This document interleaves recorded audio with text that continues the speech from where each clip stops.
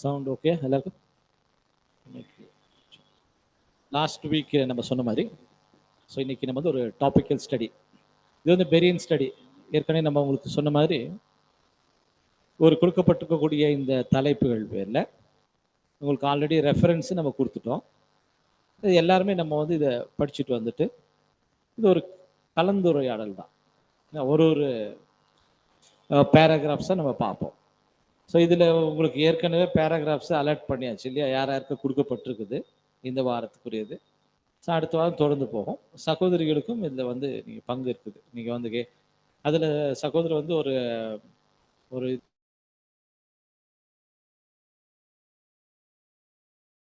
பண்ணியிருக்காரு உங்களுக்கு ரெக்கார்டு. அது என்ன நம்ம வந்து அதில் போடப்பட்டிருக்குது அப்படிங்கிறது நீங்கள் வந்து ஒரு மெடிடேட் பண்ணலாம். ஸோ அது மாத்திரமல்ல, ரெக்கார்டிங்கில் வந்து இன்னொரு சின்ன ஆல்ட்ரேஷன். அதை அந்த வெர்சஸ் எங்கெல்லாம் வருதோ அங்கே அந்த வெர்ஸ் படிக்கணும். படிச்சுட்டு அது ஈஸியாக இருக்கும். சரிங்களா? ஸோ இது வந்து இந்த நம்ம எடுத்துருக்கக்கூடிய ஒரு டாபிக் ஆரோன் அப்படின்ற ஒரு தலைப்பு நம்ம எடுத்துருக்கோம். அதாவது முதலாவது நம்ம இதை படிக்கும்போது நம்ம வந்து இந்த இந்த டாபிக் வந்து நமக்கு ரொம்ப முக்கியமானது. நம்ம எந்த தலைப்பின் கீழாக நம்ம பார்த்துட்டு இருக்கிறோம் அப்படிங்கிறது தான். இப்போ ஆரோன் ஓல்ட் டெஸ்டமெண்ட் இல்லையா? ஓல்ட் டெஸ்டமெண்ட் வந்து எல்லாமே நமக்கு நிழலாக இருக்குது. இதுதான் இந்த இந்த டாபிக் நம்ம எடுத்தோன்னே அது ஒரு நிழல் அப்படிங்கிறது நம்ம. ஸோ இது நிழலுக்குரிய பொருள் என்ன அப்படின்னு சொல்லும்போது, இப்போ ஆரோன் நீங்கள் மைண்டில் வச்சுட்டா ஆரோனுடைய நிறைய விஷயங்கள் இருக்குது இல்லையா ஆரோனில். ஸோ ஆரோன் வந்துட்டு அவர் வந்து பிரதான ஆசாரியன் இல்லையா? பிரதான ஆசாரியனுக்கு முக்கியமான பங்கு இருக்குது டேபர்நாக்கில். அவர் வந்துட்டு மோஸ்ட் ஒலி கூட என்ன பண்ணலாம், வருஷத்து ஒரு முறை போயிட்டு வரலாம். அப்புறம் ஆரோன் தான் வந்து என்ன பண்ணுறாருன்னா இந்த பலிகள் செய்கிறது எல்லாமே வந்து அவர் செய்கிறாரு. அப்புறமா அந்த ரத்தத்தை எடுத்துட்டு உள்ளே போகிறதும் அவர் தான் போவார். ஆரோன் வந்து இந்த பலிகள்லாம் செய்யும்போது வேற ஒரு வஸ்திரம் போட்டிருப்பாரு, ஒரு ஒயிட் ட்ரெஸ் போட்டிருப்பாரு. அப்புறம் இந்த பலிகள்லாம் முடிச்சதுக்கு அப்புறமா இது வந்து பாவ நிவாரண பலி இல்லையா? அந்த டைம் நம்ம அந்த டைம்ல நீ வஸ்திரம்லாம் போட்டு முடிச்சதுக்கு அப்புறமா பலியெல்லாம் முடிச்சுட்டு அதுக்கப்புறம் வேற ஒரு ட்ரெஸ் என்ன பண்ணுவார் போடுவார் இல்லையா? அது வந்துட்டு ரொம்ப ஆர்னமெண்டல் ட்ரெஸ். அந்த ட்ரெஸ் போட்டு வந்துட்டு ஜனங்களை என்ன பண்ணுவார், பிளஸ் பண்ணுவார். இப்போ ஜனங்களுக்கு வந்துட்டு அந்த பழைய பாவங்கள்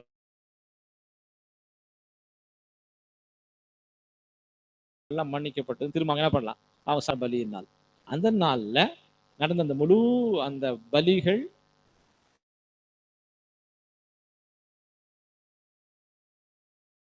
அது வந்து சுவிசேஷத்திற்கு மாத்திரமில்ல, ஆரோன் வந்து அவர்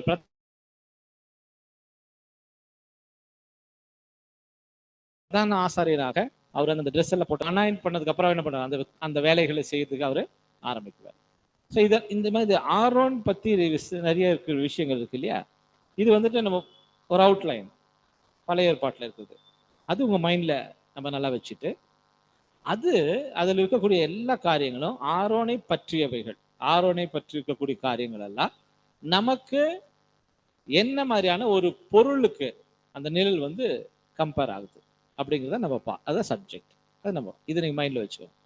மைண்டில் வச்சுட்டு இப்போ ஆரோன் அப்படின்னு சொல்லும்போது ஆரோன் பற்றி நிறைய இங்கே கொடுக்குறாங்க. ஸோ ஃபஸ்ட்டு இந்த டாபிக் நமக்கு என்ன சொல்றாருன்னா, ஆரோன் ரெப்ரசன்ட் சர்ச். அது முதல் இருக்குது இல்லைங்களா? இப்போ ஆரோன் சபையை அவர் அடையாளப்படுத்துகிறார் இல்லையா? நிழலாக காண்பிக்கிறார், அடையாளப்படுத்த சொல்ல. அப்போ ஆரோன் வந்து எதை குறிக்கிறார் அப்படின்னு சொல்லும்போது சபையை குறிக்கிறவராக இருக்கிறார். இதுதான் முதல் இருக்குது. இப்போ நம்ம இந்த டாபிக் நீங்க மைண்ட்ல வச்சுட்டாக்கா இப்போ அதனுடைய சப்ஜெக்ட் நம்ம படிக்கும்போது ஈஸியாக உங்களுக்கு புரிஞ்சிடும்.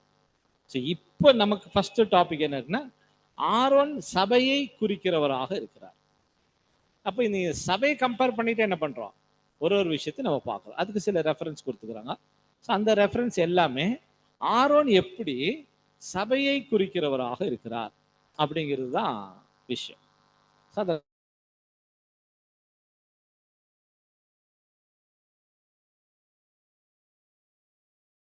நம்ம ஒண்ணு நம்ம இந்த ஒரு ஸ்டடின்னு சொல்லும்போது இந்த ஆராய்ச்சி நம்ம ஏன் பண்றோம் அப்படின்னா, அந்த ஒரு டாபிக்கை புரிந்து கொள்வதற்காக, அண்டர்ஸ்டாண்டிங், இதுதான் விஷயம். இந்த டாபிக்ல இந்த டாபிக் படிக்கும்போது சில ஒருத்தருக்கு ஒரு டவுட் வரலாம்.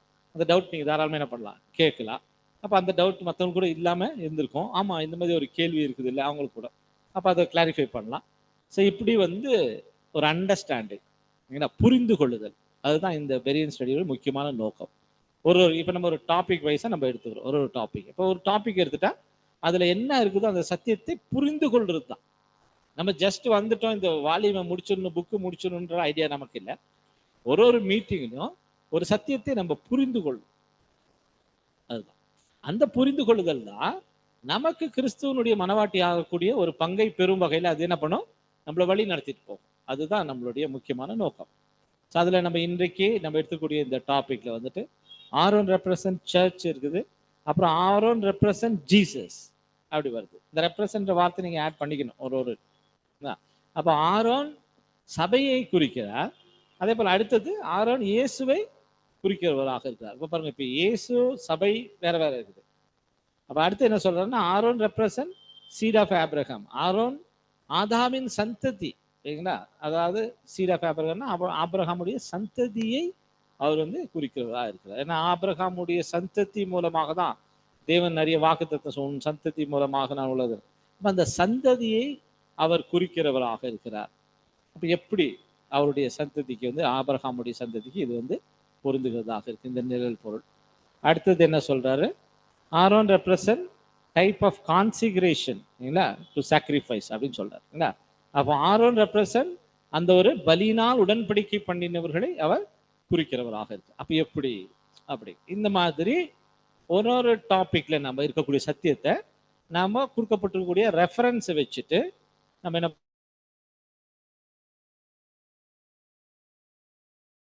பண்ண ஈஸியா அண்டர்ஸ்டாண்ட் பண்ணலாம். அப்புறம் இபிசி இருக்குது, அப்புறம் டேபர்நாக்கிள் புக் இருக்குது, டேபர்நாக்கிள் கொஸ்டின் புக் இருக்குது. ஸோ இதில் இருக்கக்கூடிய விஷயங்கள் எல்லாம் கூட நம்ம கம்பேர் பண்ணிட்டு ஈஸியாக என்ன பண்ணலாம், இன்னும் கொஞ்சம் டீப்பராக நம்ம அண்டர்ஸ்டாண்ட் பண்ணலாம். ஸோ இதுதான் விஷயம். அதில் முதலாவது நம்ம யாருக்கு எந்தெந்த பார்ட் கொடுத்துருக்குறோமோ அவங்க உங்களுடைய புரிந்து கொள்ளுதல் நீங்கள் எக்ஸ்பிளைன் பண்ணணும். அதுக்கப்புறம் அதை சம்பந்தமாக நம்மளுடைய புரிந்து கொள்ளுதல் நம்ம வந்து என்ன பண்ணலாம், நம்ம அதில் ஷேர் பண்ணலாம். ஸோ இதுதான் எல்லாம் சேர்ந்து பண்ணுறதா, இல்லை சிஸ்டர்ஸ் பிரதர்ஸ் எல்லாருக்குமே அந்த பங்கு இருக்குது. இவ்வளோ தான் இந்த பெரியன் ஸ்டடி. அது நீங்கள் அண்டர்ஸ்டாண்ட் பண்ணிவிட்டு நம்ம இதுக்குள்ளே போகலாம். சரி, இப்போ நம்ம ஃபஸ்ட்டு ஸ்டடிக்குள்ளே நம்ம போகலாம். அதில் நம்ம முதலாவது நம்ம பார்க்கும்போது ஆரோன் சபையை குறிக்கிறவராக இருக்கிறார். ஸோ அதில் நமக்கு ஃபஸ்ட்டு கொடுக்கப்பட்டுக்கூடிய ரெஃபரன்ஸ் நீங்கள் பார்த்தீங்கன்னாக்கா இங்கிலீஷில் வந்து டேபர்நாக்கிள் புக்கில் பாருங்க, டீ இருக்கு இல்லையா, டீங்கிறது வந்து டேபர்நாக்கிள் புக்கு. டேபர்நாக்கிள் புக்கு உங்கள்கிட்ட எல்லார்ட்டையுமே இருக்குதா? இது டேபர்நாக்கிள் புக், இதுதான் புக்கு டேபர்நாக்கிள் புக் இல்லை உங்களுக்கு தமிழா? தமிழா லாங்குவேஜ்? ஓகே. யார் கன்னடா யாராச்சுக்கிறீங்களா? கன்னடா யாரும் இல்லை, இங்கிலீஷு தமிழ். ஓகே. இங்கிலீஷ் எவ்வளோ பேர்? இங்கிலீஷு 1 2 ஓகே 3 உங்களுக்கு இங்கிலீஷ். Right, okay. 4 புக்கு. சரி, 4 புக்கு நம்ம ரெடி பண்ணலாம். ஓகேங்களா? சரி, தமிழ் யாருக்கிட்ட இல்லையோ நான் உங்களுக்கு அதை அரேஞ்ச் பண்ணுறேன். பிடிஎஃப் இருக்குது, நீங்கள் வேணால் யூஸ் பண்ணுங்கள். புக்கு நம்ம பிரிண்ட் பண்ணலாம், சரிங்களா? ஸோ இது வந்துட்டு டேபர்நாக்கிள் புக்கு. இந்த டேபர்நாக்கிள் புக்குக்கு ஒரு கொஸ்டின் புக் இருக்குது பாருங்க, இது ஒரு கொஸ்டின் புக். இப்போ இந்த டேபர்நாக்கிளில் வந்துட்டு நம்மளுடைய எல்லா புத்தகங்களும் எப்படி இருக்குன்னாக்கா ஒரு பேராகிராஃப் இருக்கு இல்லையா, ஒரு பேராகிராஃப்க்கும் ஒரு கொஸ்டின் இருக்கும். இதுதான் பெரியன் ஸ்டடி எப்போதுமே. இது பாருங்க, இது பெரியன் ஸ்டடி. இது வந்துட்டு வால்யூம் 1 to 3. இது வந்துட்டு ஒரு பேராகிராஃப்க்கும் ஒரு கேள்வி இருக்கும். அப்போ அப்படி படிக்கும்போது நமக்கு ரொம்ப ஈஸியாக புரியும்.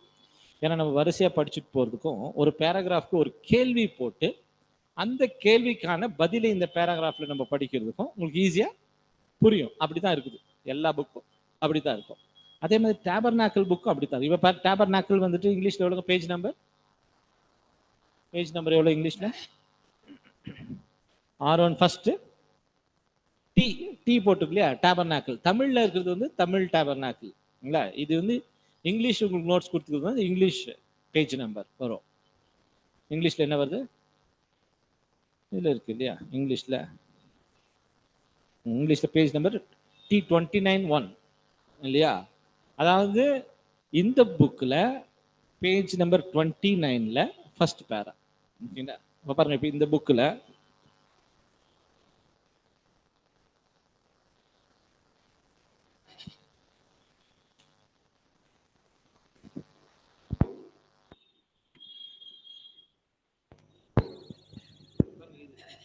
இது ஹை பிரிஸ்ட் பத்தி சொல்லப்பட்டிருக்குது. ஃபுல்லா இந்த இந்த சொல்லப்பட்டிருக்குது இது இல்லையா, அவரை பத்தி சொல்லப்பட்டிருக்கு. அப்போ இந்த புக்குக்கான ஒரு கொஸ்டின் புக் இருக்குது. அப்புறம் அந்த கொஸ்டின் புக்ல நீங்க பார்த்தீங்கன்னா இங்க இருக்குது இந்த கொஸ்டின் புக்ல. இப்போ இந்த பேஜ் நம்பர் 29 வந்துச்சு இல்லையா. ஸோ 29ல சில கேள்வி இங்க நீங்க பார்த்தீங்கன்னா 29 அப்படின்ற பேஜ் நம்பர்ல இதெல்லாம் பேஜ் நம்பர் இருக்கும். ஒரு கேள்விக்கு பக்கத்துல பேஜ் நம்பர் இருக்கும். அப்ப 29 பேஜ் நம்பருக்கு ஒரு கேள்வி கேட்டு அதுக்கு ஒரு ஆன்சரும் இங்க கொடுத்துருப்பாங்க. இந்த ஆன்சர் வந்து கொஞ்சம் ரீபிரிண்ட்ல இருந்து கூட இருக்கும். நம்ம இங்க வெறும் வால்யூம்ல இருந்து இருக்குல்ல, இது ரீபிரிண்ட்ல இருந்து கூட இருக்கும். ஸோ அந்த மாதிரி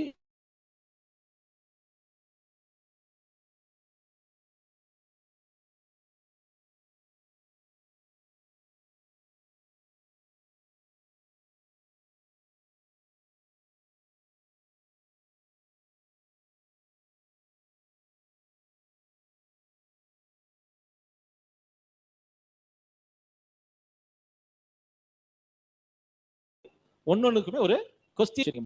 இந்த பெரிய ஸ்டடி எப்போ படிப்பாங்க, ஏன்னா இங்கிலீஷ் யாரும் படிக்க வேண்டிய, அதுக்கப்புறம் நம்ம அதை இப்படி தான் போகும். உங்களுக்கு படிச்சுட்டு நம்ம போகலாமா இல்லை அப்படியே போயிடலாமா? படிச்சுட்டு போயிடலாம். மெஜாரிட்டி இங்கிலீஷ் யாருக்காச்சும் படிக்கணுமா? சரி, இங்கிலீஷும் படிச்சுக்கலாம். சரி, ஓகே. அப்போ நம்ம ஒரு மாதிரி படிச்சுட்டு நம்ம அப்படியே போகலாம். அப்போ உங்களுக்கு எல்லாருக்குமே ஈஸியாக இருக்கும். ஓகே. இப்போ இந்த புக்கு பொறுத்த அளவுக்கு இந்த புக்கில்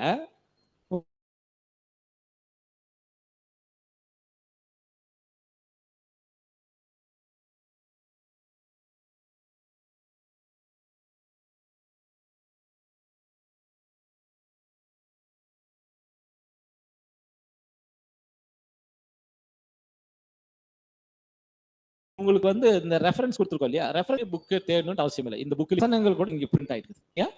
ஏன் இது அப்படி பண்ணோம் அப்படின்னா, ரொம்ப தின்னு பேப்பர் கிடைக்கல, சின்னதாக பண்ணலாம் அப்படின்னு பிளான் பண்ணது. ஏன்னா இது பாக்கெட்டில் வச்சுன்னா டெய்லி நீங்கள் என்ன பண்ணலாம், அதை ரிவைஸ் பண்ணலாம் அப்படின்றதுக்காக தான் இது. அதனால அப்போ நீங்கள் பைபிள் எல்லா புக்கையும் தூக்கிட்டு போக வேண்டியது இல்லை இல்லையா.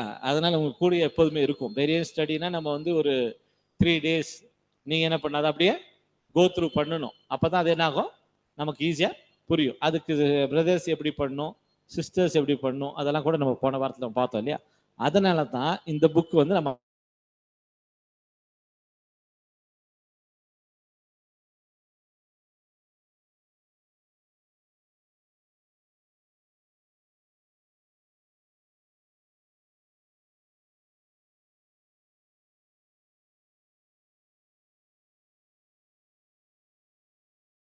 அந்த மாதிரி பண்ணது.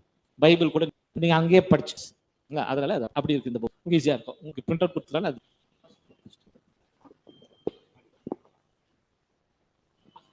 ஆரோன் பிரதான ஆசிரியருக்கு நிழலாக இருக்கும். ஆரோன் தலை மற்றும் சரீர அங்கங்களாகி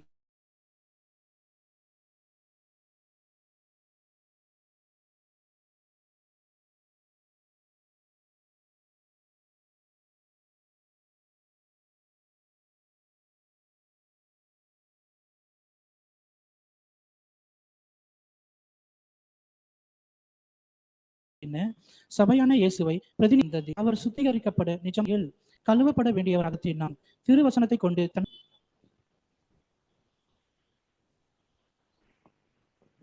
Aaron, the typical high priest, represents Jesus, the head, and the church as members of the body. The great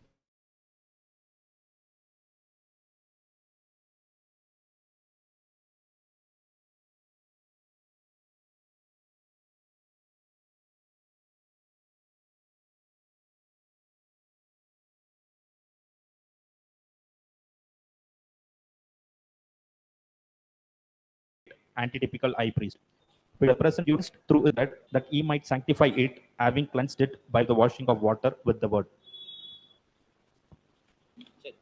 so இப்போ இதுக்கான ஒரு விளக்கத்தை நம்ம இன்னைக்கு நம்ம பார்க்கலாம். சரி பிரதர், வந்து நீங்க பேசுங்க. ஓ எஸ், படிச்சாச்சு, நீங்க பேசலாம்.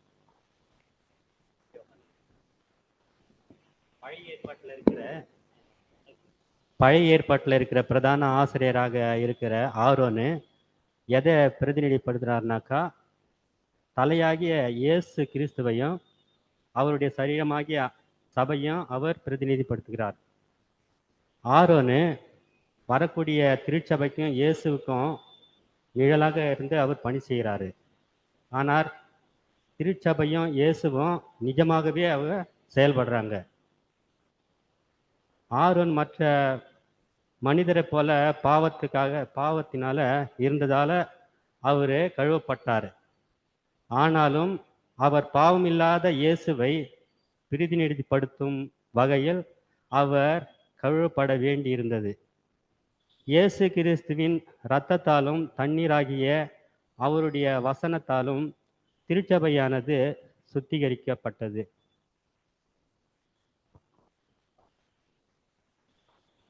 இதை எபேசியர் அதிகாரம் 5 வசனம் 26 பார்க்கலாம்.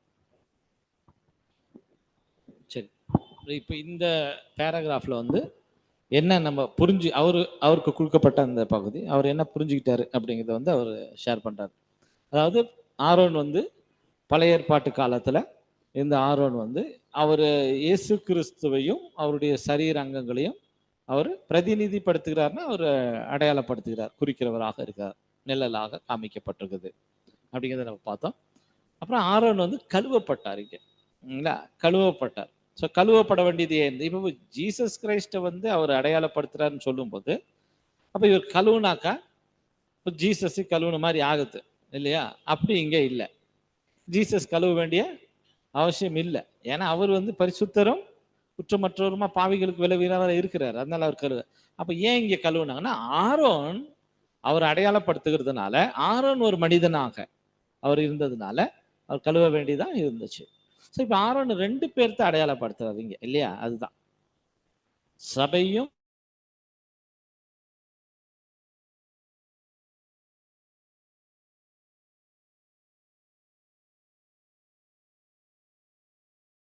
கிறிஸ்துவையும். அப்ப சபைன்னு சொல்லும்போது நோ அப்படிங்கிறது சகோதரர் சொன்னது. ஓகே, இருந்தா நீங்க ஷேர் பண்ணலாம், நீங்க பேசலாம்.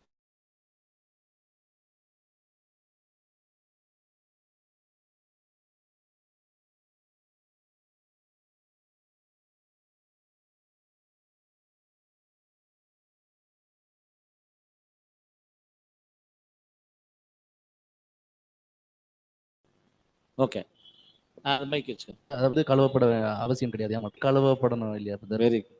ஸோ அதுக்கு அது வந்து நிழலாக இங்க இருக்கு. கரெக்ட்.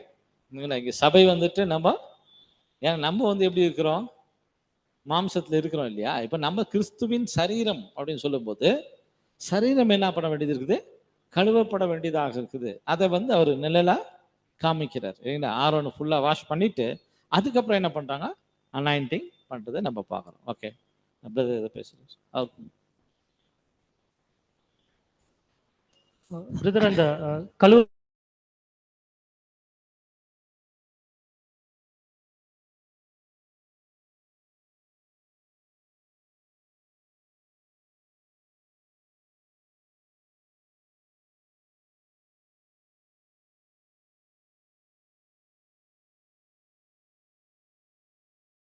போடுற விஷயத்துல வந்து இன்னொரு தலையில சரீரத்தை வந்து கழுவாங்க. ஸோ ஜெபம் என்ன சொல்லலாம்? அதிகாரம் 19ஆம் வசனம்.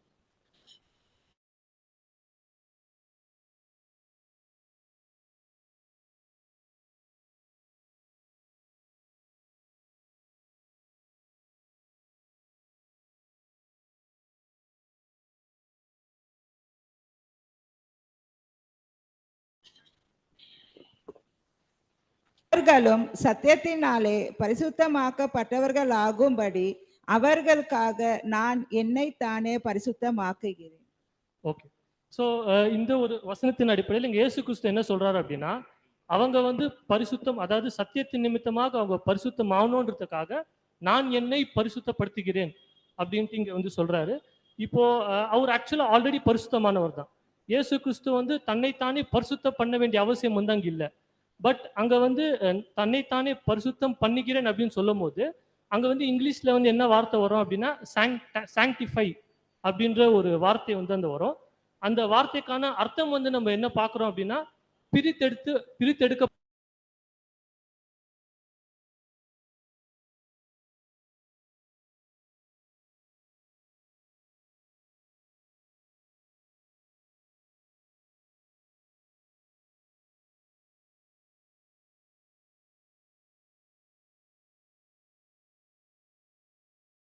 படுவது, அதாவது செட் அப்பார்ட்.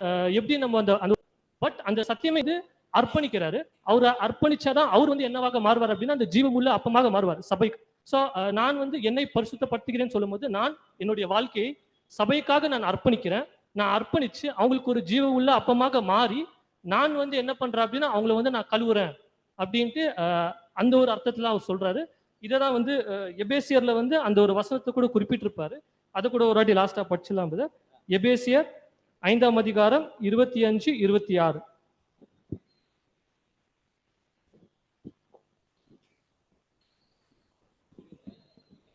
எபேசியர் 5ஆம் அதிகாரம் 25, 26. புருஷர்களே உங்கள் மனைவிகள் அன்பு கூறுங்கள், அப்படியே கிறிஸ்துவும் சபையில் அன்பு கூர்ந்தார். தாம் அதை திருவசனத்தை கொண்டு தண்ணீர் முழுக்கினால் சுத்திகரித்து பரிசுத்தமாக்குகிறதுக்கும். ஸோ இயேசு கிறிஸ்து என்ன பண்ணார் அப்படின்னா திருச்சபையை வந்து பரிசுத்தப்படுத்துவதற்காக தன்னைத்தானே அவர் என்ன பண்ணியிருக்காரு அப்படின்னா அவர் வந்து அர்ப்பணிச்சிருக்கிறாரு. இது இங்கிலீஷ்ல கூட ஒரு வாட்டி அந்த எக்ஸ்பிளனேஷன் நான் எழுதின எக்ஸ்பிளனேஷன் அது படிக்கிறேன் பிரதர். அதாவது இது இயேசு கிறிஸ்து இந்த விஷயத்தை வந்து கொஞ்சம் விவரிச்சு சொல்லியிருந்தா எப்படி இருக்கும் அப்படின்ட்டு இங்கிலீஷ்ல படிக்கிறேன் brother. I sacrificed my self so that I might become a living bread R the truth through which they might be washed. அதாவது நான் என்னை வந்து எதுக்காக அர்ப்பணிக்கிறேன் அப்படின்னா அவங்கள பரிசுத்தப்படுத்துவதற்காக நான் என்னுடைய வாழ்க்கையை வந்து அவங்களுக்காக நான் அர்ப்பணிக்கிறேன் அப்படின்ற ஒரு அர்த்தத்துல கூட இயேசு கிறிஸ்து வந்து அங்க சொல்லியிருக்கலாம். ஏதாவது மிஸ்டேக்ஸ் இருந்தா கரெக்ட்.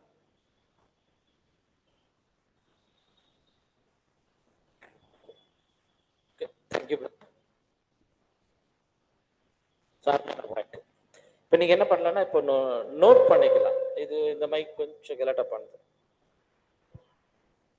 அது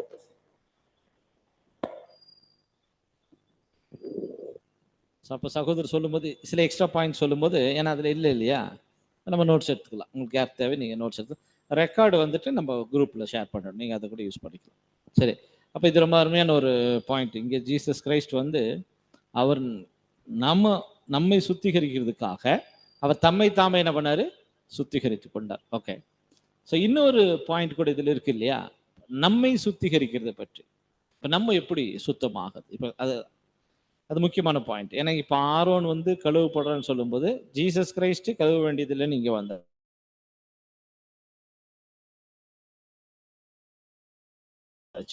ஆனா ஜீசஸ் கிரைஸ்ட் தனி கழுவப்படும் போது அவருடைய சரீரமும் கழுவப்படும். இப்ப நாம எப்படி சுத்திகரிக்கப்படுகிறோம், அது ஒரு முக்கியமான ஒரு பாயிண்ட் இதுல இருக்குது. அந்த வசனங்கள் வேணா நம்ம ஒரு முறை படிச்சிடலாம். இந்த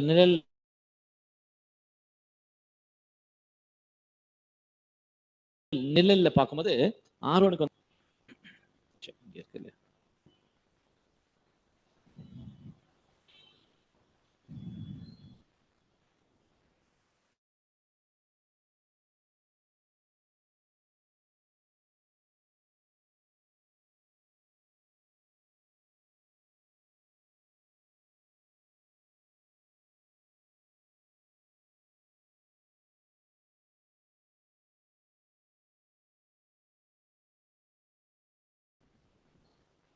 29:7-29 எக்ஸோடஸ் யாத்திரையாகமம் 29ஆம் அதிகாரம் 7ஆம் வசனம் மற்றும் 29ஆம் வசனம். அபிஷேக தைலத்தை எடுத்து அவன் தலையின் மேல்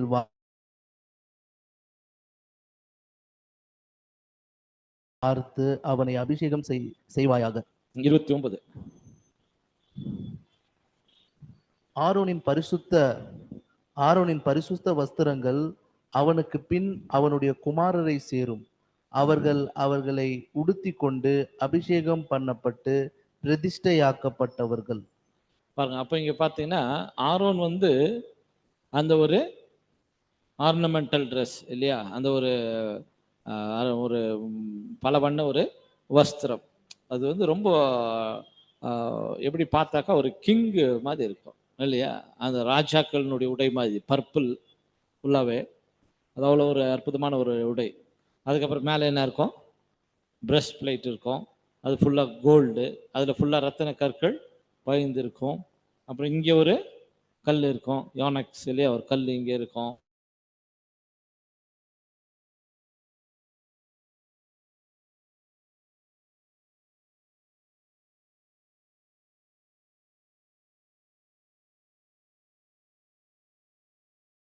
ஸோ இது வழியாக தேவன் வந்து இவங்ககிட்ட பேசிய பிறகு அவர் என்ன பண்றாரு, அவரை அனாயின் பண்ணிக்கிறாங்க. ஸோ இங்க அதுக்கு முன்னாடி வந்து அவர் கழுவப்படணும். இப்ப நம்முடைய கேள்வி கூட இங்க சகோதரர் நம்ம கேட்கும்போது என்ன சொல்றாருன்னா,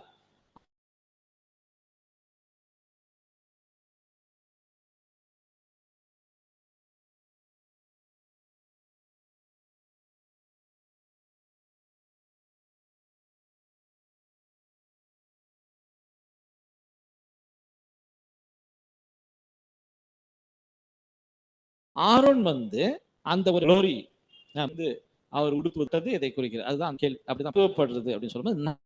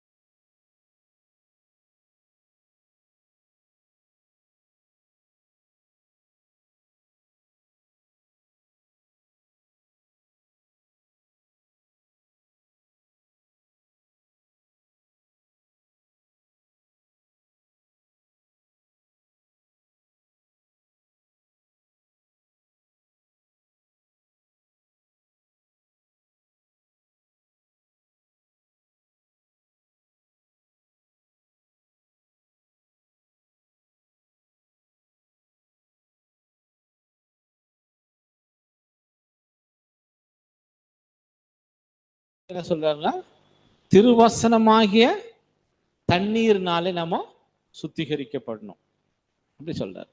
சரி, இந்த திருவசனமாகிய தண்ணீர்னாலே நம்ம சுத்திகரிக்கப்படுவது என்ன அப்படின்னு நம்ம பார்க்கும்போது அதுக்கு ஒரு பெரிய ஒரு டெஃபினேஷன் கொடுத்தாரு. நீங்க வந்துட்டு அதை நோட் பண்ணிக்கலாம். நம்ம என்ன உங்களுக்கு தமிழ் பண்ணிட்டு அதை குரூப்ல பண்ணிடலாம். அதாவது எபேசியர் 5:26 அது அந்த கமெண்ட்ரி. ஸோ கமெண்ட்ரியில் நீங்க பார்க்கும்போது தேவனுடைய வசனத்தினால், தேவனுடைய சத்தியமாகிய வசனத்தினால நம்மள என்ன பண்ணணும், கழுவப்படணும். ஸோ இது ரொம்ப ஒரு முக்கியமான விஷயம் சொல்றாரு. ஏன்னா இங்க ஆரோன் வந்து கழுவப்பட்ட போல நாமளும் வந்துட்டு இங்க கழுவப்பட வேண்டியவர்களாக நம்ம இருக்கிறோம் அப்படின்னு சொல்லும்போது,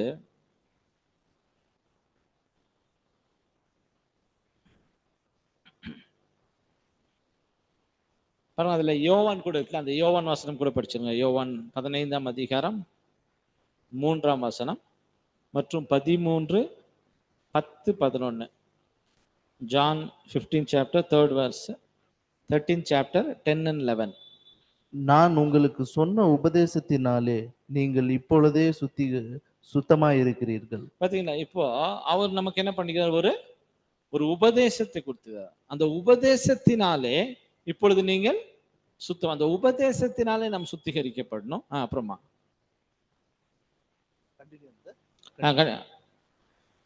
13ஆம் அதிகாரம் 10-11.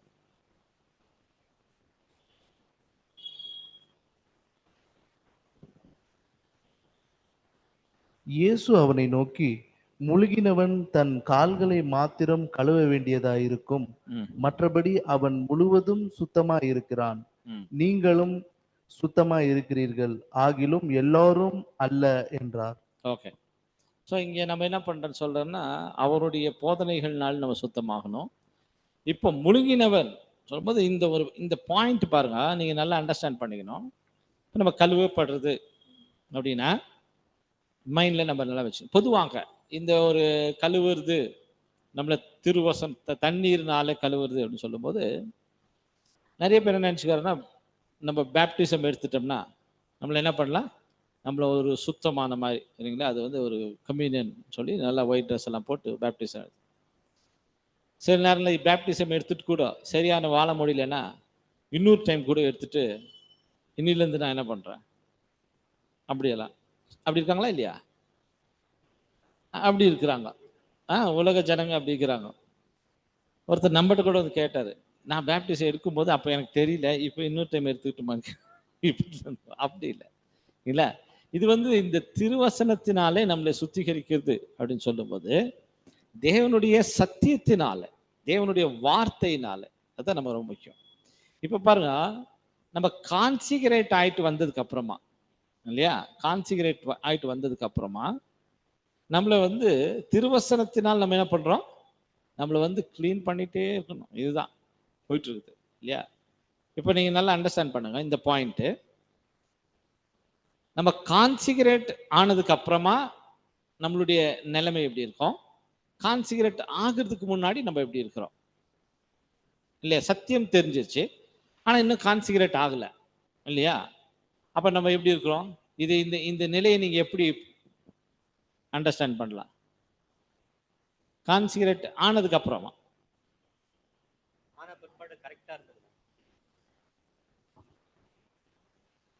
ஞானஸ்தானம் எடுத்துட்டு பிற்பாடு கரெக்டா இருந்ததுன்னா அதுக்கு முன்னாடி எப்படி இருந்தாலும் காவல் இல்லைன்னு அவங்க மாட்டின்னு இருப்பாங்க.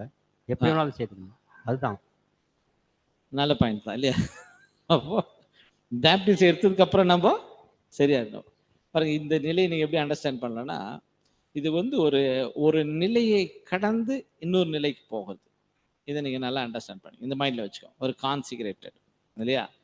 அதாவது டேபர்நாக்கிள் நம்ம எடுத்துட்டோம்னா, டேபர்நாக்கிள்ல கோர்ட் கண்டிஷன் இல்லையா, கோர்ட் கண்டிஷன். நம்ம இப்போ கோர்ட் கண்டிஷன்ல இருக்கக்கூடியவங்க எந்த கண்டிஷன் நிலைமையில இருக்கிறாங்க நமக்கு தெரியும். அடுத்தது ஹோலி, பரிசுத்தத்துக்குள்ள போறாங்க, அவங்களுடைய நிலைமை நீங்க யோசிச்சு. இந்த ரெண்டு பேருக்கு என்ன வித்தியாசம் இருக்கு இப்ப சொல்லுங்க, என்ன வித்தியாசம் இருக்கும்? கோர்ட்ல இருக்கிறவங்களுடைய நிலைமை, அவர்களுக்கு வந்து வெறும் இயேசு கிறிஸ்துவருடைய அந்த ஒரு பலி ஒண்டி தான் தெரியும். மற்றபடி ஹோலியில வந்து அங்க இருக்கக்கூடிய 6 அப்பம், குத்து விளக்கு, தூபபீடம், இப்படிப்பட்ட விஷயங்கள் அவங்க என்ன பண்ண முடியாதுன்னா பார்க்க முடியாது. அதே போலத்தான் பாளையத்துல இருக்கிறவங்களுக்கும் அங்க என்ன நடக்குதுன்றது தெரியாது. ஸோ அவங்க கரெக்ட் இல்லைங்களா. பாருங்க, இதுல சொன்னது சரி, சகோதரர் சொன்னது வெரி குட். இதுல முக்கியமா நீங்க பார்த்தீங்கன்னா, இப்போ கோர்ட்ல இருக்கவங்களுடைய நிலைமை நீங்க பார்த்தீங்கன்னா, வெளியில இருக்கிறவங்களோட தொடர்பு இருக்கும். கரெக்டா, வெளியில இருக்கிறவங்களோட தொடர்பு இருக்கும். ஆனா ஹோலிக்குள்ள நீங்க போயிட்டீங்கன்னா வெளியில இருக்கிறவங்களோட எந்த தொடர்புமே இல்லை. இது ரொம்ப முக்கியமானது இல்லைங்களா, எந்த தொடர்பும் இல்லை. அதனால மைண்ட்ல வச்சுக்கோ. எப்ப நம்ம ஹோலிக்குள்ள போறோம், கான்சிகரேட் ஆயிட்டு என்ன பண்றோம், நம்ம ஹோலிக்குள்ள போறோம் இல்லைங்களா. கான்சிகரேட் ஆயிட்டு நம்ம ஹோலிக்குள்ள நம்ம போறோம். அதாவது ஒரு திரை கடந்து நம்ம போறோம் இல்லைங்களா. இந்த திரை கடந்து போகிறது அப்படின்னு இருக்கு இல்லையா, ஒரு நிலையில இருந்து இன்னொரு நிலைக்கு போகிறது, அதுதான் திரை கடந்து போகுது. நீங்க அதாவது கடந்துட்டீங்க அர்த்தம், கடந்துட்டீங்க. இப்போ அந்த கான்சிகரேட்டட் என்ன பண்றோம்னா, நம்மளை வந்து சுத்திகரிக்க வேண்டியதா இருக்குது. தேவனுடைய வசனத்தினால நம்மளை நம்ம என்ன பண்ணணும், சுத்திகரிக்கணும். ஸோ அதில் தான் நீங்கள் பார்த்தீங்கன்னா அது வந்து அந்த அனாயிண்டிங் ஆயில் அப்படி சொல்லிட்டார்ல, அது ஒலிவ எண்ணெய். ஸோ ஒலிவ எண்ணெய் அப்படின்னு சொல்லும்போது ஒலிவ எண்ணெய் வெறும் ஒலிவ எண்ணெய் அல்ல, வேறு குத்து விளக்குக்கு எரிக்கிறதுக்கு ஒலிவ எண்ணெய் யூஸ் பண்ணுறாங்க.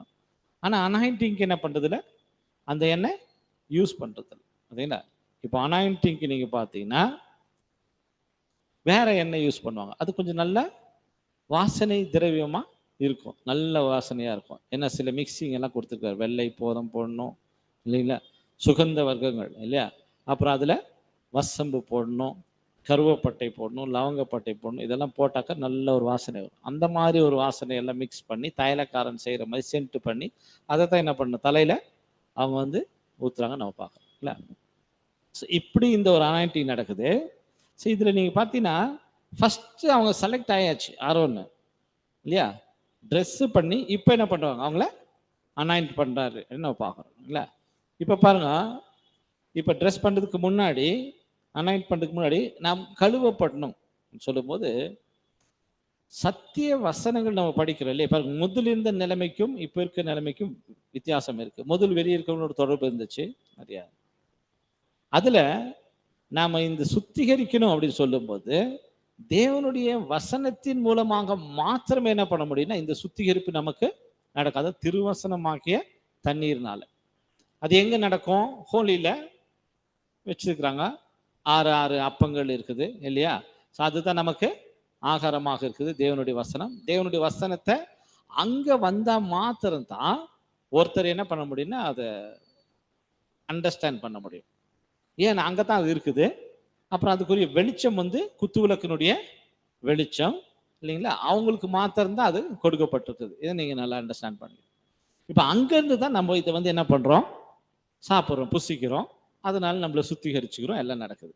வெளியில இருக்கிறவங்களுக்கு இல்லைங்களா? வெளியில இருக்கிறவங்களுக்கு தண்ணீர்னால என்ன பண்ணுவாங்க? கொஞ்சம் சுத்திகரிப்பு நடக்கும். ஆனா வசனங்களை பத்தி முழுமையா என்ன ஆகாது? அவங்களுக்கு அண்டர்ஸ்டாண்ட் ஆகாது. இப்ப நீங்க நல்லா புரிஞ்சுக்கிட்டாக்கா இந்த வசனத்தினால தான் இது நடக்குது தவிர்த்து வேற எந்த ஒரு போதனைகளோ இல்லையா நல்ல நெறிமுறைகளினாலோ இந்த சுத்திகரிப்பானது நம்மளுக்குள்ள நடக்காது. இது நீங்க நல்லா அண்டர்ஸ்டாண்ட் பண்ணிக்கணும். ஏன்னா உலகத்துல பார்த்தீங்கன்னா நிறைய பிலாசபி இருக்கு. இந்த பிலாசபி நம்மளுக்கு சுத்திகரிப்பே கொடுக்காது இல்லையா? உலகத்துல நீதி நெறிகள் அப்படின்னு இருக்குதா இல்லையா? அதெல்லாம் ஒரு மனுஷனுக்கு நன்மையா இருக்குமா இல்லையா? ஒழுக்கமா எப்படி வாழ இருக்குதா இல்லையா? இப்போ காந்திஜி எடுத்துக்கோங்க, நிறைய எழுதுறாரா இல்லையா? அந்த மாதிரி நிறைய ஒழுக்க விதிகள் இருக்குது. அது இந்த சுத்திகரிப்பை நமக்கு கொடுக்காது. பேபிலோன்ல எடுத்துக்கோங்க. பேபிலோன்ல எடுத்துக்கிட்டீங்கன்னா நிறைய ஒழுக்க விதிகள் வச்சுக்காங்களா இல்லையா? அதெல்லாம் நல்லதா கெட்டதா? நமக்கு அதை நம்ம கடைபிடிச்சோம்னா நல்லதுதான். ஆனா இந்த ஒரு சுத்திகரிப்பை நமக்கு கொடுக்குமா? அது கொடுக்காது. அதுதான் நம்ம சொல்றது. வெளியில இருக்கிறது எதுவுமே அது பேபிலோன்ல இருக்கிறதா இருக்கட்டும் இல்லையா, இல்ல உலகத்தினுடைய இதெல்லாம் பிலாசபியா இருக்கட்டும், அவைகள் நமக்கு இந்த சுத்திகரிப்பை கொடுக்காது. சத்தியம் மாத்திரமே சுத்திகரிப்பை கொடுக்கும். ஸோ அதுக்கு தான் நமக்கு ஒரு வசனம் என்ன கொடுக்குறாருன்னா பாருங்க, இங்க ஜான் 17:17 இல்லையா? உம்முடைய வசனத்தினாலே அவர்களை பரிசுத்தமாக்கும், உம்முடைய வசனமே சத்தியம். பாத்தீங்கன்னா அப்ப இந்த பரிசுத்தமாகுதல் நம்மளுக்குள்ள எப்படி நடக்குதுனாக்கா சத்தியத்தின் மூலமாக, அவருடைய வார்த்தையின் மூலமாக தான் நமக்கு நடக்கிறதாக நம்ம பார்க்கிறோம். எப்பேற்பட்ட ஒரு சுத்திகரிப்பு நம்மளுக்குள்ள நடக்குது அப்படின்னு நீங்க பார்க்கும்போது நமக்கு என்ன சொல்றேன்னா 1 யோவான் 3:3 1 ஜான் 3:3 அவர் மேல் இப்படிப்பட்ட நம்பிக்கை வைத்திருக்கிறவனெவனோ அவர் சுத்தமுள்ளவராய் இருக்கிறது போல தன்னையும் சுத்திகரித்துக் கொள்கிறான். பாத்தீங்களா? இந்த சுத்திகரிப்பு பாருங்க, இந்த திருவசனத்தை கொண்டு தண்ணீர் முழுக்கினால் சுத்திகரித்தா அவர் சுத்தம் உள்ளவராய் இருக்கிறது போல தன்னையும் சுத்திகரித்துக் கொள்ளுகிறான். இது ரொம்ப முக்கியமா இருக்குது. இது அந்த மாதிரியான ஒரு சுத்திகரிப்பு நம்மளுக்குள்ள நடக்கும். அப்பதான் நம்ம என்ன ஆக முடியும்னா இயேசு கிறிஸ்துடைய சரீரமாக நம்ம போயிட்டு சேர முடியும், அங்கமாக சேர முடியும். ஏன்னா அவரு சுத்தமா இருக்கிறார். இப்ப நம்ம சுத்திகரிக்கப்படணும் இல்லையா? அப்புறம் தான் நம்மளுக்கு இந்த மகிமை கூட என்ன ஆகும்? நமக்கு கிடைக்கும் இல்லையா? ஃபர்ஸ்ட் இந்த சுத்திகரிப்பு நம்மளுக்குள்ள நடக்க வேண்டியது ரொம்ப முக்கியமா இருக்குது. எப்படி நடக்குது அப்படின்னு சொல்லும்போது இந்த சத்தியத்தின் மூலமாக நடக்குது. சத்தியத்தை நம்ம ஒரு ஒரு நாளும் தெரிஞ்சுக்க தான் நம்மளுக்குள்ள இந்த சுத்திகரிப்பு நடக்கும். அவருடைய வார்த்தைகள் இது நிறைய தெரிஞ்சுக்கிறது மூலமாக தான் நடக்கும். பாருங்க, இன்னைக்கு நம்ம இந்த பாடத்துல நம்ம படிக்கும்போது என்ன சொல்றாருன்னா ஆரோன் இங்க சபையை அவர் அடையாளப்படுத்துவரா இருக்கிறார். ஆனா அதுக்கு முன்னாடி அவர் என்ன பண்ண வேண்டியது இருக்குது? கழுவப்பட வேண்டியதாக இருக்குது. ஸோ இது நமக்கு இப்போ ஆரோன் நாம் அவருடைய கிறிஸ்துவின் சரீரங்கங்களாக நம்ம இருக்கிறோம்னா கூட முன்னாடி நம்ம என்ன பண்ண வேண்டியது இருக்குது? கழுவப்பட வேண்டியதாக நமக்கு புரியுது அது இல்லையா? பிரதர் சொன்ன மாதிரி நிறைய இருக்கும். அதெல்லாத்தையும் நம்ம என்ன பண்ணிப்போம்? சுத்திகரிக்கணும். நம்ம சுத்திகரிக்க வேண்டியது இருக்குது. தேவனுடைய வசனங்கள், இப்போ இந்த வசனங்கள் சத்திய வசனங்கள் நம்ம படிக்கும்போது நமக்கு நிறைய தேவன் என்ன பண்ணுவார்னா பரிசுத்த ஆவியினால புரிய வைக்குவார். சில விஷயங்கள் புரியும் போது அதை நம்ம என்ன பண்ணணும்? விட்டு விலகிறது. இந்த மாதிரியான சுத்திகரிப்பு நம்மளுக்குள்ள நம்ம செய்யணும். அது சத்தியத்தினால இந்த சுத்திகரிப்பு. நிறைய பேர் இன்னைக்கு என்ன ஆகுதுன்னு கேட்டீங்கன்னா நீதி நெறிகளை கடைபிடிக்குவாங்க, ஆனா அது சத்தியத்துல இருக்குதாங்கன்னு பாக்குறது இல்லை. தேவனுடைய சித்தமாக இருக்கணும், அது ரொம்ப முக்கியம். சில நேரங்களில் நீங்கள் பார்த்தீங்கன்னா பாருங்க, இப்போ நம்ம கான்சிகரேட் ஆகிட்டு வந்திருப்போம் இல்லையா? கான்சிகரேட் ஆகிட்டு வந்திருக்கிறோம். கான்சிகரேட் ஆனதுக்கு அப்புறமா நீங்கள் பார்த்தீங்கன்னா பரிசுத்தவானாக நம்ம எண்ணப்படுவோம். ஆனால் நம்மளுடைய மைண்ட் செட்டப் எப்படி இருக்குன்னாக்கா, நாங்கள் ஒரு பாவியாக இருக்கிறோம், நாங்கள் எங்கள் செஞ்ச பாவங்கள் எல்லாம் எங்களுக்கு மன்னிங்க, அப்படி தான் ஒரு மைண்ட் செட்டப் நமக்கு அப்படி வருது. ஆனால் எப்போ நீங்கள் இந்த திரை கடந்துட்டீங்களோ அப்போ ஒரு நிலையை கடந்து இன்னொரு நிலைக்கு போயிட்டீங்க இல்லையா?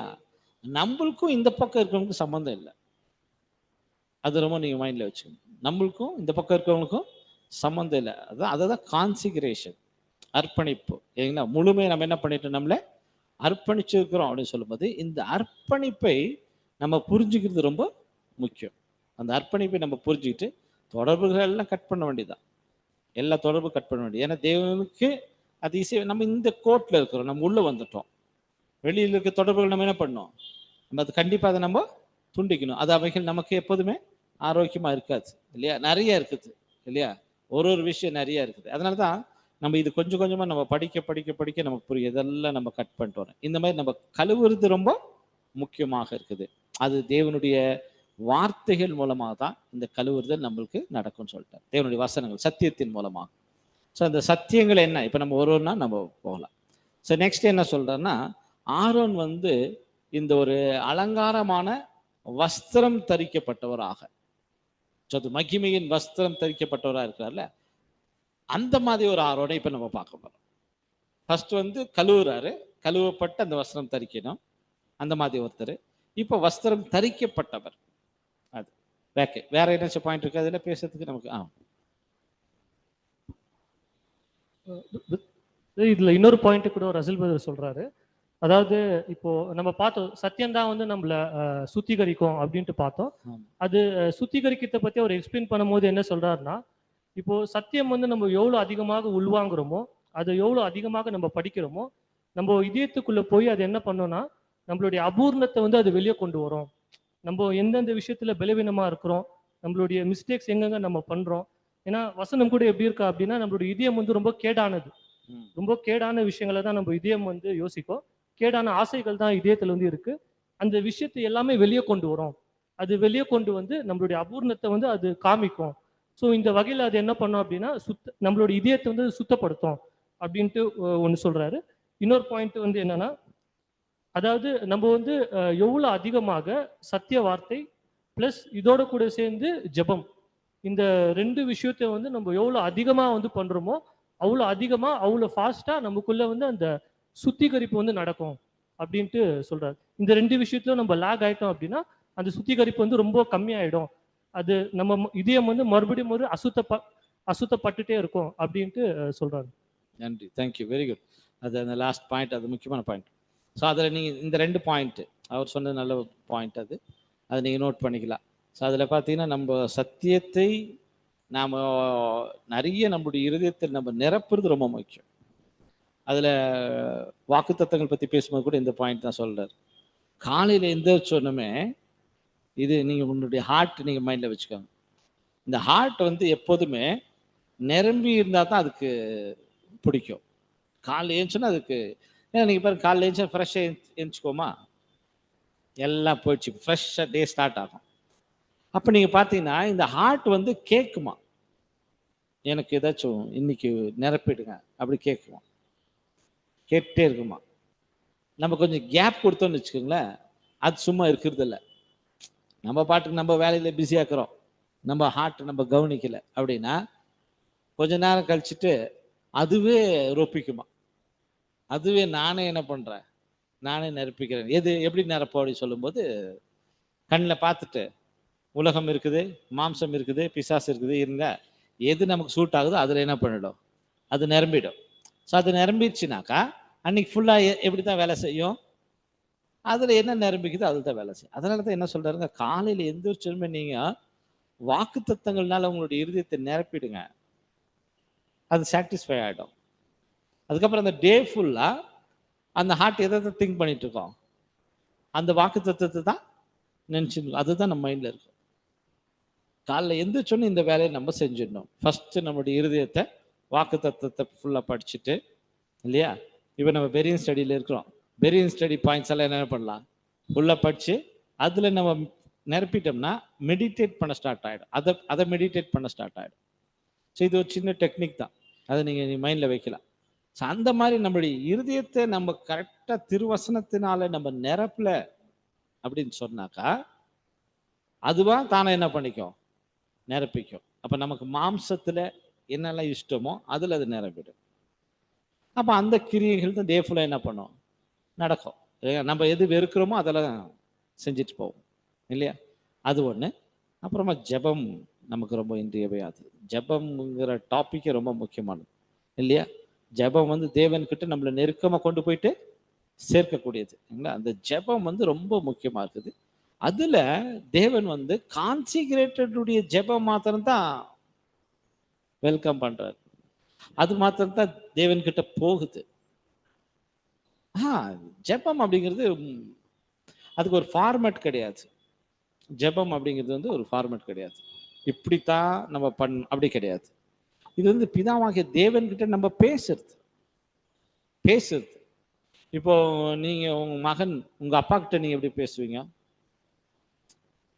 இந்த கான்வர்சேஷன் எப்படி இருக்கும்?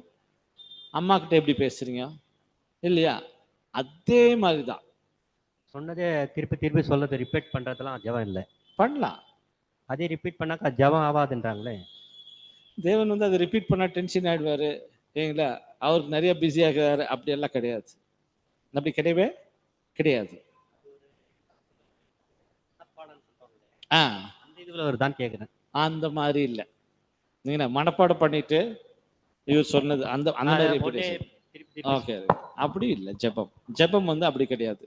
ஒரு ஃபார்மேட்டை எழுதி வச்சுட்டு அப்படியே ரெகுலரா அதே மாதிரி சொல்றது அப்படி கிடையாது ஜெபம். இப்போ ஜெபம் அப்படின்னு சொல்லும்போது அது வந்து எப்போதுமே தேவன் கிட்ட நம்ம பேசுறது இன்னைக்கு தேவைக்கு நம்ம பேசணும். எப்பொழுதுமே ஜெபம் பத்தி நமக்கு சொல்லும்போது என்ன சொல்லிட்டாருன்னா எவ்ரி ஆர் அப்படி சொல்லிட்டாரு. ஒரு மணி நேரமும் இன்னைக்கு தேவன் கிட்ட ஜெபிக்கணும். ஒரு மணி நேரம். அதெல்லாம் நம்ம பிராக்டிஸ் பண்ணி பார்த்தா ரொம்ப நல்லா இருக்கும். முக்கியமா ஒண்ணு வேணும், முக்கியமா ஒண்ணு தேவைப்படுது. அது டெய்லி கேட்டுன்னு தானே இருக்கணும். கேட்கலாம். அது ஜெபம். கேட்கலாம், ஒன்றும் தப்பு இல்லை. தேவன் கிட்ட நம்ம கேட்கலாம். நம்ம தேவன் அதை நம்ம பெற்றுக்கொள்ள வரைக்கும். ஒருவேளை அது தேவனுக்கு சித்தம் இல்லைன்னா கூட தேவன் தள்ளி போடுவார். அது கூட நம்ம அக்செப்ட் பண்ற மனசு நமக்கு இருக்கணும். எப்போதுமே நம்ம ஒன்று விரும்புகிறோம், அதை தேவன் கொடுத்துட்டாருன்னா தேவ சித்தம். கொடுக்கல அப்படின்னு சொன்னா நம்ம என்ன நினைச்சிருவோம், அவருடைய சித்தத்தின் பிறகு ஆகட்டும். அவரு சித்தம் இல்லை அப்படின்னு நினைச்சோம். இல்லை, அப்படி இல்லை. அதுதான் அவர் சித்தம். நமக்கு கொடுக்க கூடாதுங்கிறது தான் அவர் சித்தம். அப்படி எடுக்கணும். இது தேவன் சித்தம் இல்லை அப்படி இல்லை, அதுதான் அவருடைய சித்தம்.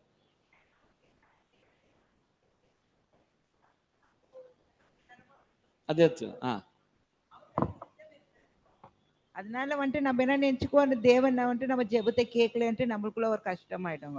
ஆமா, ஆனா அந்த மாதிரி அப்படி இருக்க இல்லை. பாருங்க, இப்ப எப்போதுமே ஒரு கான்சிகரேட்டர் நீங்க மைண்ட்ல வச்சுக்கோங்க. இப்போ ஜீசஸ் கிரைஸ்ட் ஒரு வார்த்தை சொல்றாரு. பிலாத்து முன்னாடி நிக்கிறாரு, அமைதியில நிக்கிறாரு. அமைதியில நிற்கும் போது ஜீசஸ் கிரைஸ்டுக்கு பின்னாடி என்ன நடக்கும் அப்படிங்கிறது அவருக்கு கிளியராகவே தெரியும் இல்லையா? எல்லாமே தெரியும். எல்லாம் கிளியரா தெரிஞ்சு தெளிவா நின்றுட்டு இருக்கிறாரு.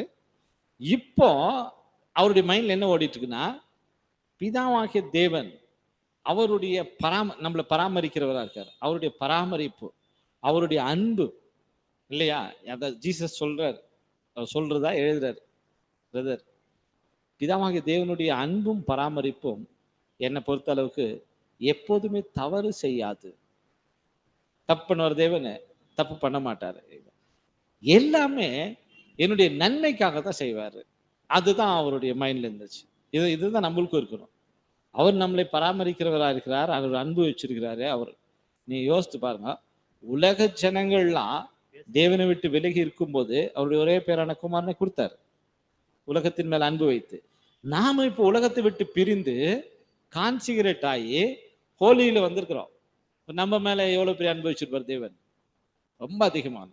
அப்போ அவருடைய அன்பும் பராமரிப்பு, அவர் தான் நம்மளை பராமரிக்கிறவா இருக்க. அவருடைய பராமரிப்பு எப்போதுமே அது தவறு செய்யாது. அதை மைண்ட்ல ஃபிக்ஸ் பண்ணிக்கணும். எல்லாமே எல்லாமே நம்மளுடைய நன்மைக்காகத்தான் செய்வார்.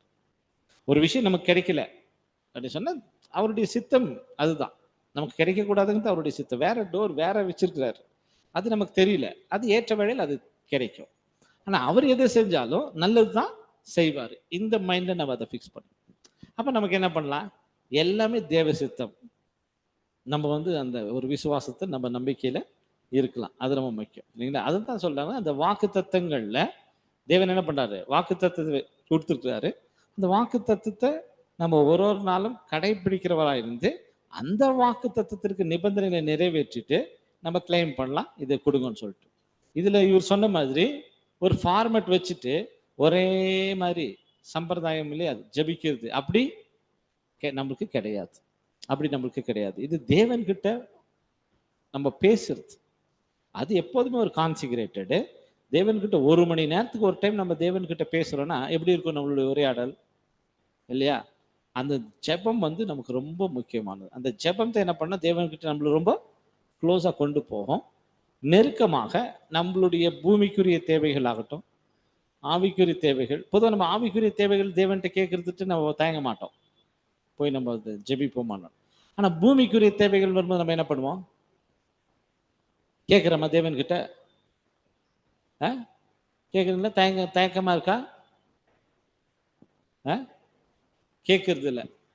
இப்போ நமக்கு ஒரு பணம் தேவைப்படுது வச்சுக்கலாமே, இவ்வளோ அமௌண்ட் வேணும் அப்படின்னா உடனே அந்த அமௌண்ட் யார்கிட்ட கேட்டால் கிடைக்கும் அப்படின்னு நம்ம நினைப்போமா? இல்லை ஜெபம் பண்ணிட்டா கிடைச்சிரும்னு நினைப்போமா? ஜெபத்தை கேட்க மாட்டோம்.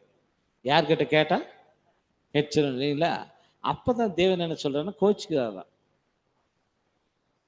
என் பசங்கிட்ட என்ன ரொம்ப கோச்சுக்கிறேன். ஏன்னா அவங்களுக்கு என்னாச்சும் வேணும்னா அவன் வந்து என் மகன் என்கிட்ட கேட்கறது இல்லை இல்லையா? உடனே என்ன பண்றாரு? மனுஷனுக்கு யாருக்கோ ஃபோன் பண்ணிட்டு ஏங்களா அது எனக்கு ரொம்ப வருத்தமா இருக்குது அப்படி சொல்லலாம். தேவன் ஒரு கான்சிகரேட்டர் அப்படின்னா அது பூமிக்குரியதாகட்டும் ஆவிக்குரியதாகட்டும் எல்லாத்தையும் யார்கிட்ட தான் கேட்கணும். இப்போ பூமிக்குரியது நமக்கு கொடுக்குறாரா?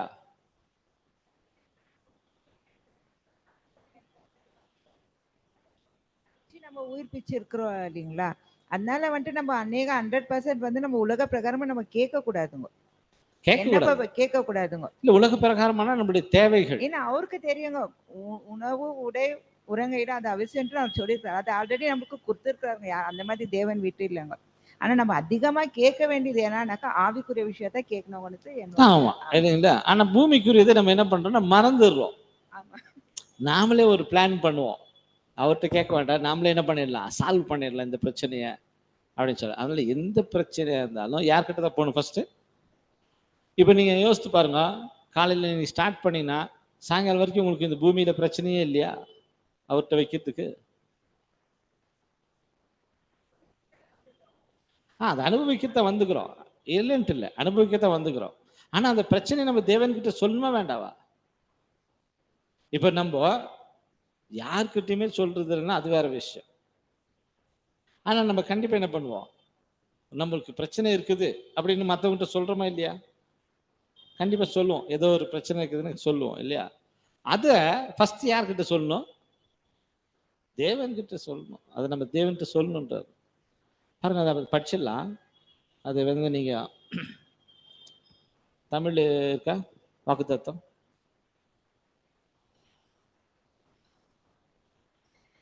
என் சமூகம் உனக்கு முன்பாக செல்லும். அது ஏத்தராகும்.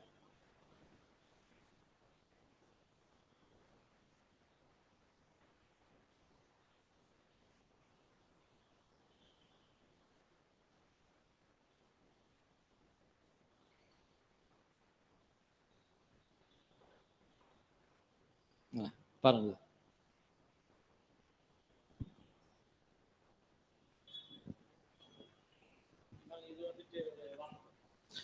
என் சமூகம் உனக்கு முன்பாக செல்லும், நான் உனக்கு இளைப்பாறுதல் தருவேன். யாத்திராகமம் 33:14 கர்த்தர் தமது ஜனங்களுடன் என்றும் இருக்கிறார். பாருங்க, இங்க நமக்கு என்ன சொல்றாரு பாருங்க. என் சமூகம் உனக்கு முன்பாக சென்ற. இப்ப என்ன சொல்றா, கர்த்தர் தமது ஜனங்களுடன் என்றும் இருக்கிறார். என்றும் இருக்கிறார். அப்ப இதுல கேப் எங்க இருக்கு? 24 hours என்றும் இருக்கிறார். அப்புறமா அவர் எப்பொழுதும் நம்மை பற்றியே சிந்தித்து நம்முடைய நலம் கருதி எப்பொழுதும் நம்மை பற்றி சிந்திக்கிறார். இது யாரு பேசிட்டு இருக்குது? இது பேசுறவர் யாரு? பிதாவாகிய தேவன். சரிங்களா? பிதா எவ்வளவு பெருசு, பெரியவர் இல்லையா? அவர் சொல்றாரு, நான் எப்பொழுதும் உங்களை பற்றியே சிந்திக்கிறேன், நம்மை பற்றியே சிந்தித்து. அப்ப நீங்க யோசித்து பாருங்க, கான்சிகரேட்டட், நீங்க திரைக்குள்ள வந்துக்கிறீங்க. எப்போதும் அப்படின்னா கேப்பே இல்லை. நம்ம என்ன 12 ஒரு 8 மணி நேரம் தூங்கிடுவோம் நைட்ல. ஆனா அவரு இல்லை, நம்மளை பற்றி என்ன பண்றாரு? சிந்திக்கிறார். இதை விட வேற நமக்கு என்ன வேணுமா? நீங்க அண்டர்ஸ்டாண்ட் பண்ணலாம். நம்மளை பத்தியே சிந்திச்சுட்டு இருக்காரு. அப்புறமா நம்மை கவனித்து ஆபத்து காலங்களில் நம்மை பாதுகாத்து நமக்கான ஆவிக்குரிய மற்றும் பூமிக்குரிய காரியங்களை சந்தித்து. பாத்தீங்கன்னா, நமக்குரிய ஆவிக்குரிய மற்றும் பூமிக்குரிய காரியங்களை என்ன பண்றாரு அவரு? இப்ப நமக்கு பூமியில நீங்க சாப்பிட்டு எதனா எடுத்துக்கோங்களேன், எல்லாமே தானா வந்துடல. யார் தான் கொடுத்தது? எல்லாமே அவர் தான். ₹1 கூட சாத்தான் உலகத்தின் அதிபதி கொடுக்க மாட்டான். அதனால எல்லாமே அவர் தான். அப்புறமா நம்முடைய இருதயத்தை ஆராய்ந்து அறிந்து அவர் மீது நமக்கு ஏற்படும் ஒவ்வொரு அன்பின் உணர்வுகளையும் அடையாளங்களையும் கண்டு கொண்டு. பாத்தீங்களா, ஒரு சின்ன சின்ன ஒரு தேவன் பத்தி நம்ம என்னாச்சோம், நம்மளுடைய ஒரு உணர்வுகள் நம்ம வாயில சொல்லவே இல்லை. இன்னும் வாயில சொல்லல, ஏதோ யோசித்த நினைச்சிருக்கிற மனசுல அந்த உணர்வுகளையும் தேவன் அடையாளம் கண்டு கொள்கிறாராம். ஆனா இப்படித்தான் என்னை பத்தி யோசிக்கிறார் என்னுடைய மகள், என்னுடைய மகன், அப்படி தேவன் நினைக்கிறாரு. அப்புறமா நம்மை ஒழுங்குபடுத்துவதற்காக பாருங்க, இந்த இடத்துல வந்துச்சு இல்லையா? இப்ப நம்ம உலகத்துல நம்ம இருக்கும்போது நம்ம வந்திருக்கிறோம், எல்லாமே நம்ம கொடுக்கணும்னு, நம்மள ஒழுங்குபடுத்துவதற்காக இந்த பாயிண்ட். புடமிட்டு சுத்திகரிப்படுவதற்காகவும் நம்மை சுற்றிலும் உள்ள விஷயங்களை வனைத்து. பாத்தீங்களா, எல்லாம் நம்மளுக்கு ஒழுங்குபடுத்துவதற்காக, நம்மளை கிளீன் பண்றதுக்கு, நம்மளை பாலிஷ் பண்றதுக்கு, நம்மளை சுத்தி இருக்கிறது எல்லாத்தையுமே யார் தான் ரெடி பண்றது? தேவன் வணைகிறார். உங்களுடைய ஃப்ரெண்ட்ஸ் ஆகட்டும், உங்களுடைய நீங்க வேலை செய்கிற இடமாகட்டும், வீடு ஆகட்டும், எல்லாத்தையும் தேவன் என்ன பண்றாங்களா? ரெடி பண்றாரு, வணைகிறார். அதுல பக்கத்து வீட்டுக்காரன ஒருத்தனை வச்சிடுவாரு. அவன் நம்மளை எவ்வளவு டியூன் பண்ணுவான்னாக்கா அவ்வளோ சரி பண்ணுவான் இல்லையா? சண்டைக்கு இருப்பான். நம்ம என்னாச்சும் சொல்லிட்டு அவன் ஒத்துக்க மாட்டான். ஒரு கிறிஸ்டியனை நீ என்ன பேசுற பத்தி என்னன்னு கேட்பான். நான் பேசலாம், நீ பேசலாமான்னு கேட்பான். கரெக்டா? அவன் டியூன் பண்ணுவான் நம்மள. எல்லாம் தேவன் செட் பண்ணி வச்சிருப்பார் நம்மளுக்கு சுத்திலும். அப்புறமா உதவிக்காக அல்லது இரக்கத்திற்காக அல்லது அவருடன் உண்டான ஐக்கியத்திற்காக எழும்பப்படும் நம்முடைய சிறு தொனிக்க கூட அவர் செவி சாய்க்கிறவராக காணப்படுகிறார். பாத்தீங்கன்னா, நம்ம என்னாச்சு, நம்மளுடைய ஒழுக்கத்துக்காக நம்மளை கொஞ்சம் ரெடி பண்ண, எனக்கு கொஞ்சம் ஒழுக்கமா நான் வாழணும், இல்லை எனக்கு ஒரு கிருபை தேவைப்படுது, உங்களுடைய இரக்கம் தேவைப்படுது, உங்களுடைய அன்பு தேவைப்படுது, என்னாச்சும் நீங்க கேட்குறீங்க, தேவனே கொஞ்சம் இரக்கம் காமிங்க எனக்கு அப்படின்னு நீங்க கேட்குறீங்க. அந்த சின்ன துணிக்கும் கூட அவர் செவி சாய்க்கிறவராக இருக்கிறார்.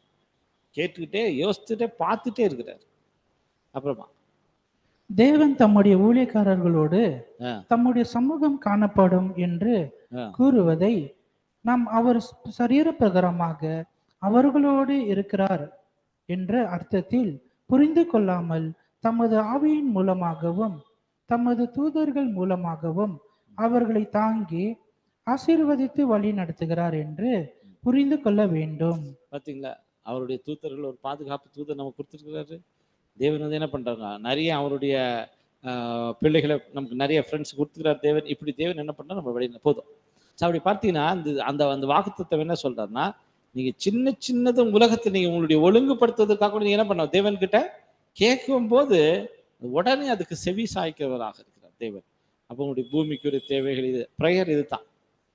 ப்ரேயர் வந்துட்டு உங்களுடைய ஹார்ட்ல ஒரு சின்னது தான் தேவன் என்ன பண்றாரு, உங்க பேச்சு கேட்கிறேன்னு சொல்லிட்டாரு இல்லையா? அப்போ நீங்க நம்மளுக்கு எவ்வளவு பிரச்சனை இருக்குது, காலையில ஸ்டார்ட் பண்ணீங்கன்னா சாயங்காலம் வரைக்கும் ட்ரபிள் ஆகுதா இல்லையா? ஒரு ஒரு அவருக்கு இருக்கக்கூடிய அந்த ட்ரபிளுக்கு நம்ம என்ன பண்ணோம், ஜெபம் ஜெபம்ங்கிறது வந்துட்டு முழங்கால் போட்டு கை கூப்பி பண்றதுன்ட்டு இல்லை இல்லையா? நம்ம எது இவருடைய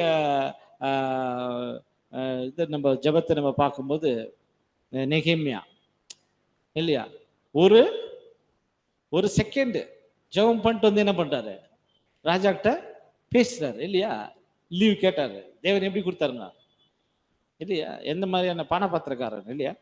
அப்ப நீங்க பார்த்தீங்கன்னா ஒரு நிமிஷம் ஜெபம் செஞ்சான்னு இருக்குது, ஒரு செகண்ட் உள்ள போயிட்டு இதோ வர வெயிட் பண்ணு, ஃபங்க்ஷன் ராஜாவுனுடைய அரண்மனை எல்லாம் ஃபங்க்ஷன் நடந்துட்டு இருக்குது, அப்படி போயிட்டு வராரு, ஜெபம் பண்ணிட்டு வந்து பேசினாராம்.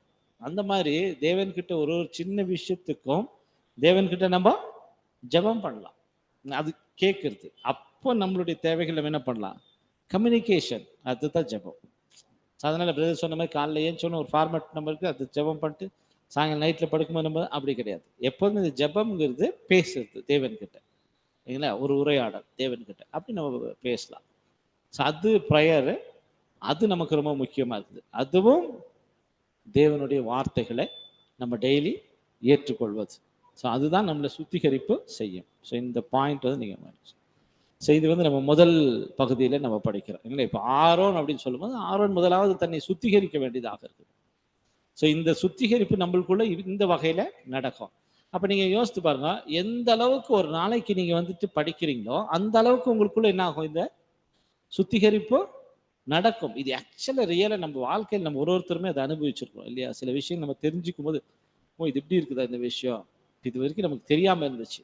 இப்போ தெரிஞ்சுக்கும் போது நீங்கள் நம்மளுக்குள்ள மாற்றங்கள் தானாகவே மாற்றங்கள் ஆயிடுச்சு. நம்ம அதை விட்டுட்டு விலகிடுறோம் இல்லைங்க அந்த மாற்றங்கள். அப்போ அது தெரிஞ்சுக்கும் போது தான், நிறைய படிக்கும் போது தான், தெரிஞ்சுக்கும் போது தான் அந்த மாற்றங்கள் நம்மளுக்குள்ள வரும். அதாவது படித்து நிறைய தெரிஞ்சுக்கிறதும் அப்புறம் தேவன்கிட்ட நெருங்கி நம்ம ஜெபிக்கிறது தான் நம்மளை சுத்திகரிப்பு பண்ணும். ஓகே சரி, நெக்ஸ்ட் போலாமா? சரி, அடுத்து படி. ஆரோன் ஒரு பாயிண்ட் சிஸ்டர் மைக்.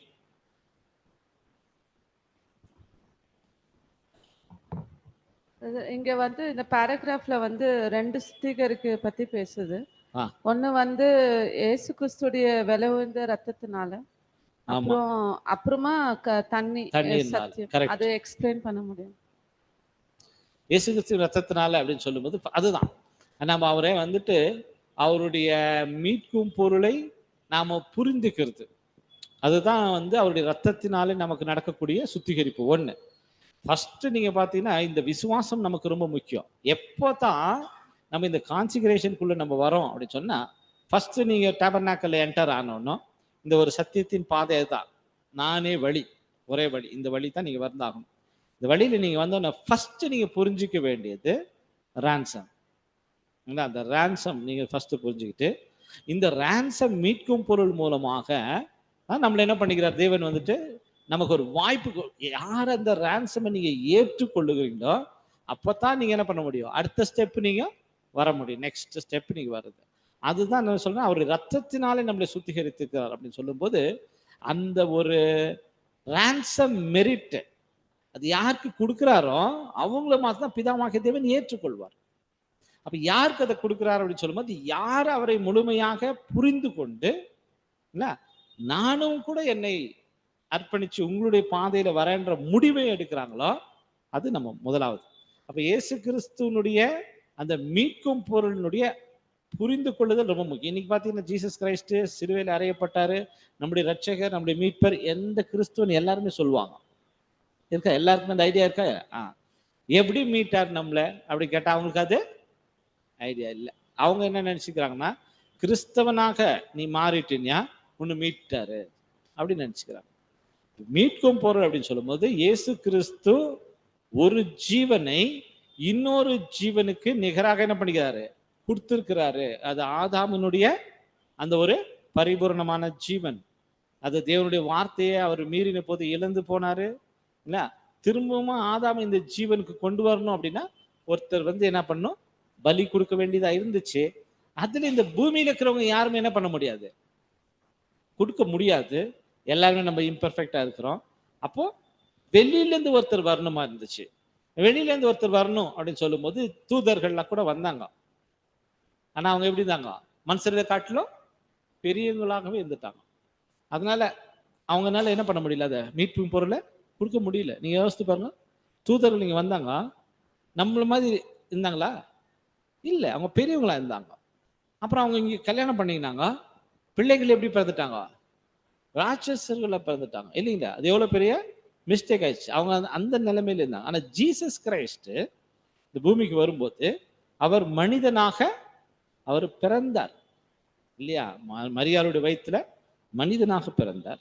பிறந்து அவர் பரிபூர்ணமாக வாழ்ந்து அப்புறமா ஆதாமுக்கு நிகராக தன்னுடைய ஜீவனை கொடுத்தார்.